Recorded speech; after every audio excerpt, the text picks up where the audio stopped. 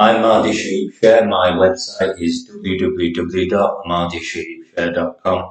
I think one of my interests in the world is Mahdi Shaheeb Sher, is the Western banking crisis. I think we have had the Western banking crisis for the past 10 years, 10, 15 years. I think it started just after 2010. Um, and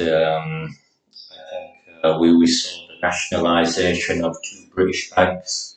It was Lloyd's, and I think it was Northern Rock or something.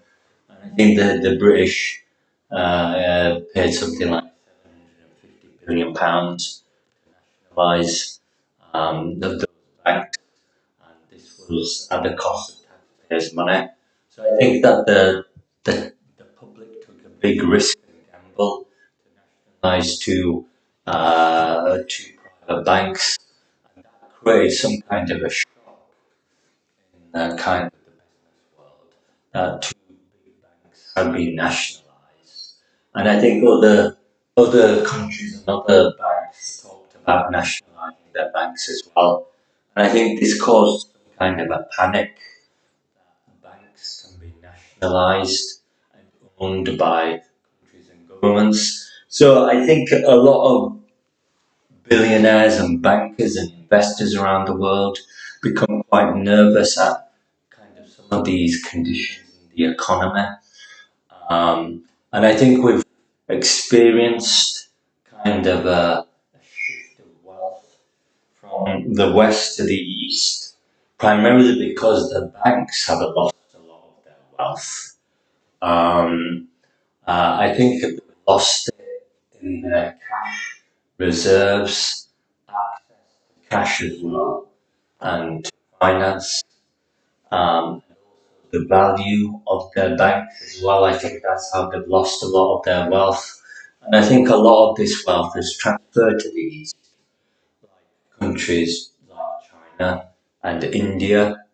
I think it's also gone to places, it's gone to the BRICS nations as well, like Brazil, Russia, including India and China. So I think that a lot of this wealth has transferred to these advanced economies of the future called BRICS nations. I think that the initial intention by Western countries was to place some kind of optimism in these countries as advanced economies of the future that could perhaps build more wealth in the world. I think the reality, as it's materialized, is that it's turned into um, other advanced economies in the world, other continents and countries. So I think that we have Nigeria, we have Vietnam as an advanced economy of the future. I think Vietnam is one of the larger advanced economies of the future. Cuba is also an advanced economy of the future. I think we have Egypt and maybe other countries as well, like Indonesia. Um, and I think with the introduction of these new advanced economies of the future, we're looking at a different set of maybe G10 countries or G8 countries and G20 countries. So we're looking at a different set of G8 and G20 countries. And I think with this change of industrialized powers in the world, then we are seeing kind of different wealth balance in the world.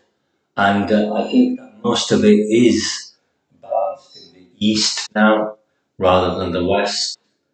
So we have, I think, more of a 50-50 balance between the wealth that we have, which is something like $50 trillion of wealth in the West, and we have like a balanced equivalent in the East, where we have maybe um, $50 billion, $50 trillion of wealth in the entire Asia region.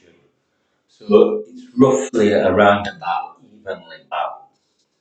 But of course, the opinion is that the Western economies have been advanced economies for some time, and it's only taken Eastern Asian countries relatively short period of time, 10 to 15 years, advanced relatively advanced economies.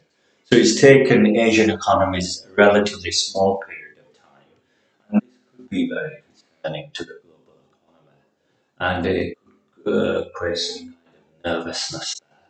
I think it has caused conditions like global austerity and global energy insecurity with oil supplies, American oil supplies. It's also created food shortages with grain shortages around the world, and maybe rice shortages and various other things as well.